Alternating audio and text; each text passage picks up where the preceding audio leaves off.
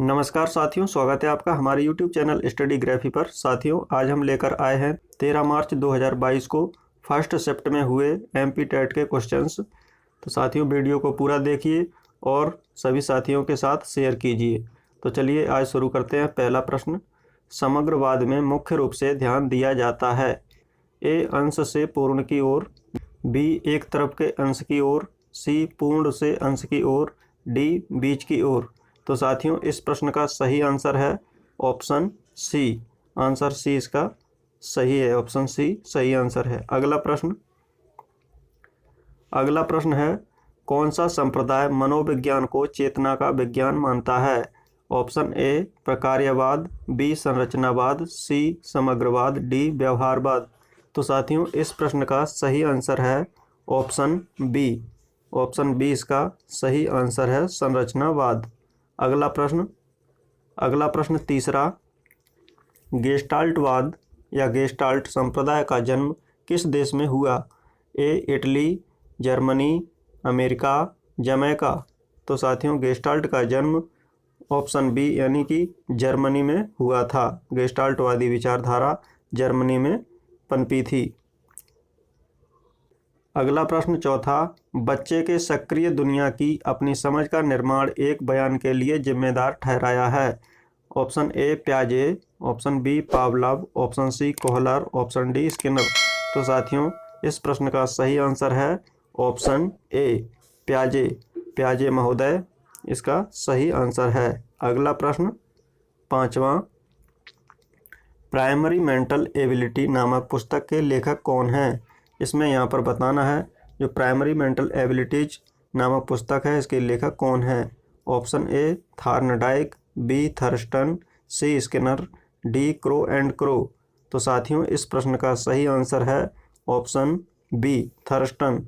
Thurston महोदय इस पुस्तक के लेखक हैं। अगला प्रश्न, निम्नलिखित में से आदत होती है? ए संवेदनात्मक क्रिया, बी मूल संवेगात्मक क्रिया, सी पूर्व अनुभवों की पुनरावृत्ति, डी उपरोक्त सभी। तो साथियों, इस प्रश्न का सही आंसर है ऑप्शन सी पूर्व अनुभवों की पुनरावृत्ति। अगला प्रश्न सातवां, निम्नलिखित में से कौन सी अधिगम की विधि है? ए छूकर सीखना, बी सुनकर सीखना, सी करके सीखना, डी उपरोक्त सभी। तो साथियों, इसका सही आंसर है ऑप्शन सी यानी करके सीखना। करके सीखना अधिगम की विधि है। अगला प्रश्न आठवां, अधिगम से संबंधित बहु प्रतिक्रिया का नियम किस श्रेणी का नियम है?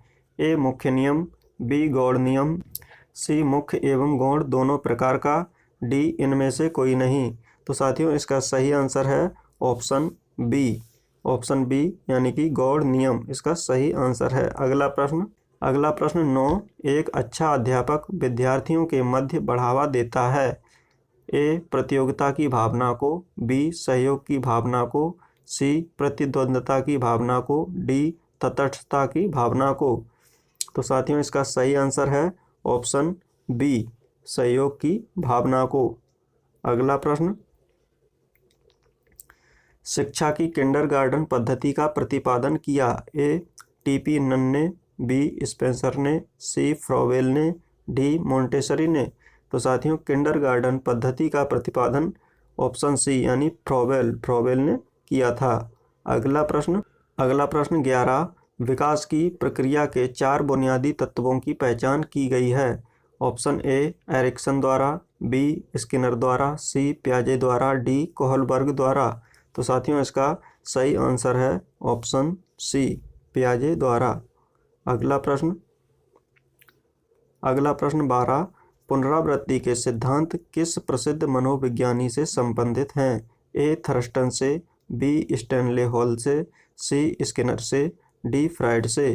तो साथियों, इसका सही आंसर है ऑप्शन बी स्टैनले हॉल से। स्टैनले हॉल महोदय से ये मनोविज्ञान से प्रसिद्ध मनोविज्ञानी से संबंधित हैं। अगला प्रश्न 13, बी एफ स्किनर का टेंटोफोन किसका आकलन करता है? ए मानसिक स्तर का, बी व्यक्तित्व का, सी अधिगम स्थानांतरण का, डी उपरोक्त सभी। तो साथियों इसका सही आंसर है ऑप्शन बी। ऑप्शन बी इसका सही आंसर है, यानी व्यक्तित्व का। अगला प्रश्न 14वां प्रश्न है, प्रसिद्ध मनोवैज्ञानिक N.A. क्राउडर किस प्रकार के अनुदेशन के जनक थे? ऑप्शन ए शाखात्मक अभिक्रमित अनुदेशन के, ऑप्शन बी अनुकूलित अभिक्रमित अनुदेशन के, ऑप्शन सी श्रृंखला अभिक्रमित अनुदेशन के, ऑप्शन डी उपरोक्त सभी के। तो साथियों इसका सही आंसर है ऑप्शन ए शाखात्मक अभिक्रमित अनुदेशन के। अगला प्रश्न, खाली स्थान व्यक्तित्व के विकास में महत्वपूर्ण भूमिका निभाता है? आनुवांशिकता, पर्यावरण, आनुवांशिकता एवं पर्यावरण का मिश्रण, ऑप्शन डी परीक्षाओं की संख्या। तो साथियों इसका सही आंसर है ऑप्शन सी आनुवांशिकता एवं पर्यावरण का मिश्रण। अगला प्रश्न 16, निम्नलिखित में से कौन सी एक महत्वपूर्ण गतिविधि बच्चों को सीखने के लिए सक्षम बनाती है? ए संवाद, बी पुरस्कार, सी व्याख्यान, डी निर्देश। साथियों इसका सही आंसर है ऑप्शन ए संवाद। संवाद सीखने के लिए सक्षम बनाती है। अगला प्रश्न 17, स्किनर के अनुसार भाषा की अभिव्यक्ति होती है? ए अनुकरण द्वारा, बी संज्ञानात्मक प्रतिनिधित्व द्वारा, सी उद्दीपक अनुक्रिया प्रतिमान द्वारा, डी क्लास की अनुबंधन द्वारा। तो साथियों इसका सही आंसर है ऑप्शन डी क्लास की अनुबंधन द्वारा। अगला प्रश्न 18वां, साइमन बिने के अनुसार बुद्धि क्या है? ऑप्शन ए पहचानने तथा सुनने की शक्ति, ऑप्शन बी केवल सुनने की शक्ति, ऑप्शन सी केवल पहचानने की शक्ति, ऑप्शन डी इनमें से कोई नहीं। तो साथियों इसका सही आंसर है ऑप्शन ए पहचानने तथा सुनने की शक्ति। अगला प्रश्न 19, छात्रों के बीच व्यक्तिगत भेद शामिल करने का आधार हो सकता है? ए शिक्षण के तरीके, बी आकलन के कई तरीके, सी बहु आकलन, डी 1 और 2 दोनों। तो साथियों इसका सही आंसर है ऑप्शन डी 1 और 2 दोनों। अगला प्रश्न 20, माता पिता से वंशजों में स्थानांतरित होने वाले लक्षणों को कहा जाता है? ए पर्यावरण, बी आनुवंशिकता, सी जीन, डी होम्योस्टेसिस।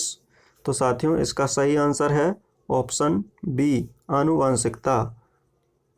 तो दोस्तों ये था 13 मार्च फर्स्ट शिफ्ट में आए हुए प्रश्नों का विश्लेषण। तो आपको ये प्रश्न कैसे लगे हैं?